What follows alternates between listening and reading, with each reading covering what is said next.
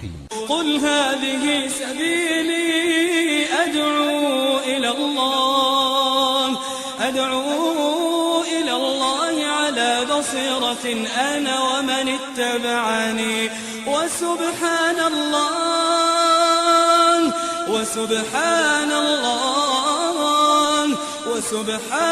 الله وما أنا من المشركين.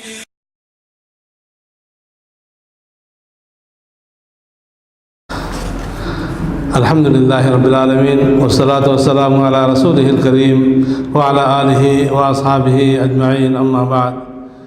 برادران گرامی، محترم دوستوں اور بھائیوں اور دینی بہنوں، ہمارا یہ سابقہ عنوان ہے مسواک عبادت بھی ہے اور طہارت بھی. اس موضوع پر ہم نے پچھلے دو حلقوں میں بات کی تھی. یہ ہمارا آخری حلقہ ہے جس میں میں آپ کے سامنے مسواک کے کچھ فوائد اور ایک اہم بات جو خواتین سے متعلق ہے رکھنا چاہتا ہوں. مسواک کے فائدوں میں پہلا فائدہ یہ ہے کہ مسواک کرنے سے زبان اور منہ کا حصہ پاک صاف رہتا ہے. دوسرا فائدہ مسواک کا یہ ہے کہ مسواک سے بلغم کٹتا ہے. اور تیسرا فائدہ نظر تیز ہوتی ہے، بینائی میں جلا پیدا ہوتی ہے. چوتھا فائدہ یہ ہے کہ مسواک کرنے سے معدہ صحیح سالم رہتا ہے، معدے کو تقویت ملتی ہے. اور پانچواں فائدہ یہ ہے کہ مسواک کرنے سے آواز صاف رہتی ہے. چھٹا فائدہ یہ ہے کہ مسواک نظام ہضم کو مقوی کرتا ہے، تقویت دیتا ہے. اور ساتواں فائدہ یہ ہے کہ آواز کی جو نالیاں ہیں ان کو وہ صاف کرتا ہے.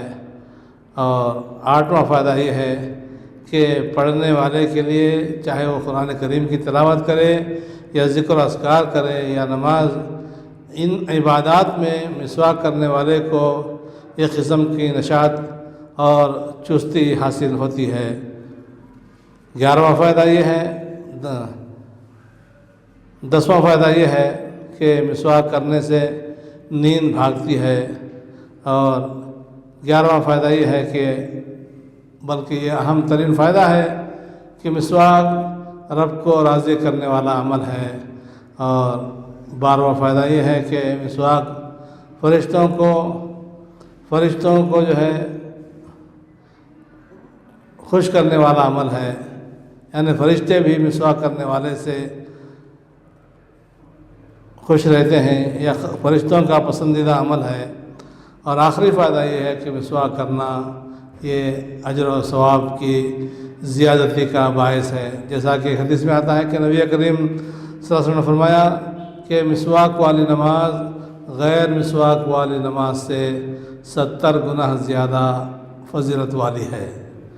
تو یہ مسواک کے چند فائدے رہے. آخری بات جو میں کہنا چاہتا ہوں یہ ہے مسواک کے سلسلے میں کہ خواتین اسلام عام طور پر مسواک کے تعلق سے یہ خیال کرتی ہیں کہ یہ تو مردوں کا عمل ہے، یہ مردوں کے لیے خاص حکم ہے. جبکہ حقیقت یہ ہے اسلامی شریعت کی بنیادی جو اکائی ہے، بنیادی جو بات ہے وہ یہ ہے کہ تمام احکام اور اللہ رب العالمین کے اوامر میں مرد اور عورت، مسلمان مرد اور مسلمان عورت دونوں برابر کے شریک ہیں، جب تک کہ عورتوں کے لیے کوئی خاص حکم نہ آ جائے کہ یہ عورتوں کے لیے ہے، یہ مردوں کے لیے ہے. جب تک کسی تخصیص کی دلیل نہ ہو، وہ حکم مردوں اور عورتوں دونوں کو شامل ہوتا ہے. جبکہ قرآن مجید اور احادیث کی روشنی میں مسواک کے تعلق سے یہ کہیں ذکر نہیں ہے کہ یہ صرف مردوں کے لیے حکم ہے، عورتوں کے لیے یہ اس کا حکم نہیں ہے. ایسی بات نہیں ہے، بلکہ یہ تمام مسلمان مردوں اور مسلمان عورتوں کے لیے یکساں حکم ہے. چنانچہ اس لیے ہر مسلمان خاتون کو چاہیے کہ وہ یہ سنت مہجورہ، یہ سنت متروکہ جو عام طور پر خواتین کے درمیان میں بالکل یوں سمجھیے کہ یا تو غائب ہے یا بالکل کم ترین عمل اس پر ہوتا ہے، الا ماشاء اللہ بہت کم خواتین ایسی ہیں جو اس پر عمل کرتی ہیں، ورنہ عام طور پر یہ عمل جو ہے بہت چھوٹا ہوا ہے یا چھوٹی ہوئی یہ سنت ہے۔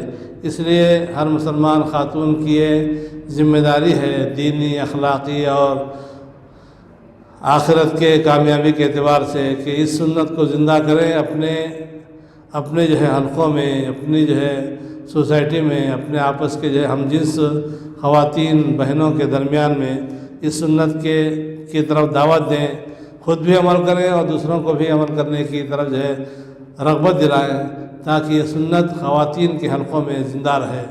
اللہ رب العالمین ہم کو یہ سنت اور ان کے علاوہ تمام نبی کریم صلی اللہ علیہ وسلم کی سنتوں کو جو عام طور پر ہمارے حلقوں میں، معاشرے میں چھوٹی بھی ہیں یا چھوٹ رہی ہیں، ان تمام سنتوں کو زندہ کرنے کی توفیق عطا فرمائے۔ خاص طور پر چھوٹی ہوئی سنتوں کے بارے میں حضور نے فرمایا کہ من احیا سنتی عند فساد امتی فلہ اجر شہید، کہ جو مسلمان مرد یا عورت میری اس سنت کو جو کسی فساد کے موقع پر چھوٹی ہوئی ہے اس کو زندہ کرتے ہیں تو ان کو ایک شہید کے مطابق، ایک شہید کے برابر اجر و ثواب ملتا ہے۔ 100 شہید کی جو حدیث ہے وہ صحیح نہیں ہے، یہ حدیث انشاءاللہ یہ حدیث صحیح ہے۔ تو یہ سنتوں کی اہمیت یا سنت نبوی صلی اللہ علیہ وسلم کی فضیلت پر جو ہے گویا بہت ہی ہماری پیاری دلیل ہے۔ اللہ رب العالمین ہم کو سنتوں کے زندہ کرنے اور سنتوں پر عمل کرنے کی توفیق عطا فرمائے۔ وآخر دعوانا الحمدللہ رب العالمین۔